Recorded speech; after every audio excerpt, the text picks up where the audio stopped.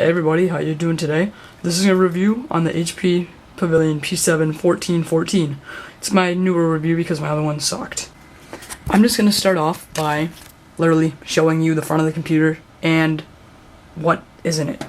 You can slide this down, and what you're going to find is that you have Beats audio and you've got your microphone jack. I'm not sure. I'm not really familiar with what number millimeter everything is, or however you say it, but it's your standard one. I know that. And what I missed in my other review was that the front two USB ports are 3.0, which I believe is basically just faster transfers, which, yes, they are compatible with your regular 2.0, or the ones most people still have or use. Alright, so that's just that. This slides up. Oh, and by the way, you can see my reflection in the computer because it's reflective-ish, not a real word. Alright, now, next part, expansion bay. I don't know what it does, and it won't open. There's probably a reason for that. So, but I have no idea what it is. You can probably just look that up online. I'm sorry.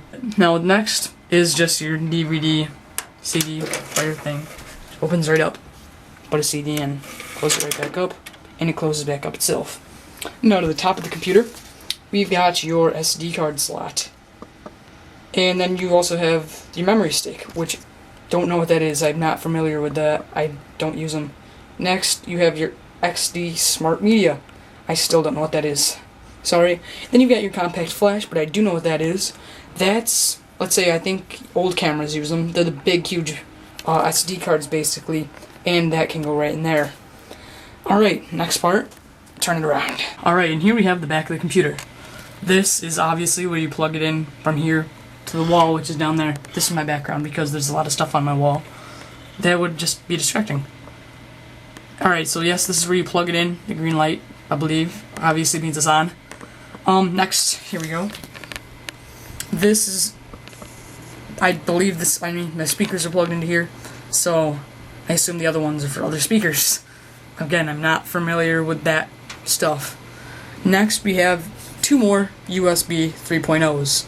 Slots. Ports. I'm messing up today. Sorry. But yes, we have two more of those. Then we have two of the standard USB 2.0 slots.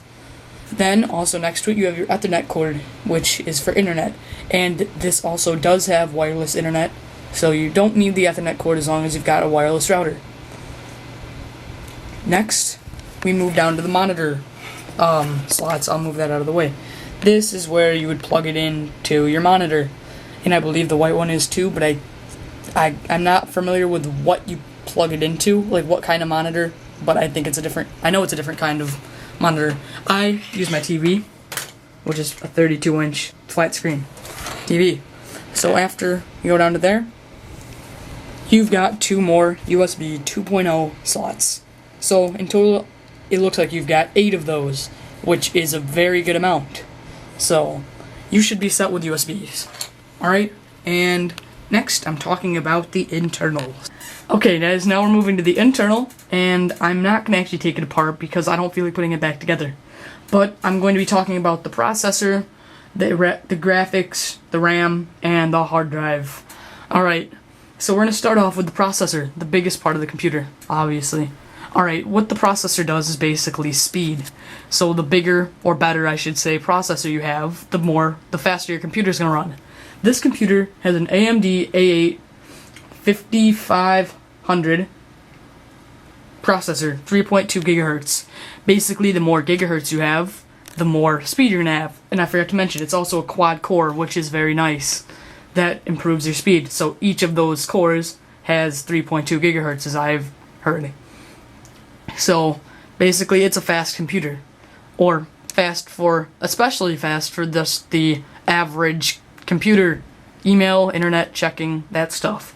And it actually works very well for games. Not like an intense gamer, but it works well for just a regular, I don't know, Minecraft user, I guess.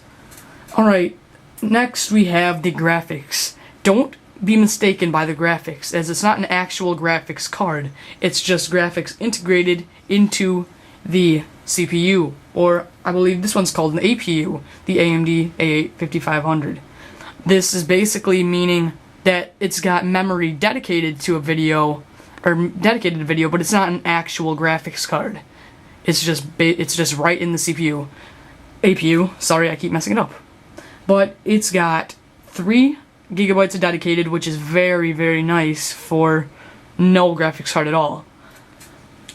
It's the Radeon 7560D HD graphics. That's pretty, I mean, it's decent. It's pretty good. Alright, next we're going to move on to the RAM. The RAM is basically just, well, RAM means random access memory. Random access memory means it will not be stored onto your hard drive. So, internet uses RAM, because you're not saving every single thing you open onto your hard drive. If you did, you would need a very, very, very big hard drive. So, basically, with RAM, you can have a lot of stuff open at once. The higher RAM you have, the more stuff you can have open at once and still have a fast-running computer. As your RAM starts to slowly decrease, the more things you have open, the more it decreases. So the slower your internet will start to move. This has got 6 gigabytes of RAM. Typically, for just the internet browsing computer, you typically want, I'd say, 2 to 4. Now, for games and such, you probably want 6 to 10, or I don't even know if they have 10 now. I think it's 6 to 12, something like that. You want that, depending on how intensely you are into your gaming. Now, for me, I do video editing, not intense, tons of video editing, but I do a good amount of it, and this works very well for it. So, if you're just doing this kind of stuff like me, this is a good computer to have. Next, you've got your hard drive. This computer has 1 terabyte of hard drive. And most of you are probably familiar with gigabyte, terabyte. A gigabyte is smaller than a terabyte. A terabyte is 1,000 gigabytes, which can hold a lot of stuff. So it's very nice. You have a big amount of storage. Next, we will move on to just the operating system. It's 64 bits. So that's just, I'm not really familiar with how that works, but I think that I know it's in the processor, but I'm not sure. I think it just makes it better, faster. Correct me if I'm wrong in the comments. And that's basically the computer. If you want to see anything more, comment and I will probably make another video showing everything I missed. So yeah guys, thank you for watching. If you liked the video, like, subscribe, comment with questions, or inbox me if you have a personal question, or just don't feel like putting in a comment.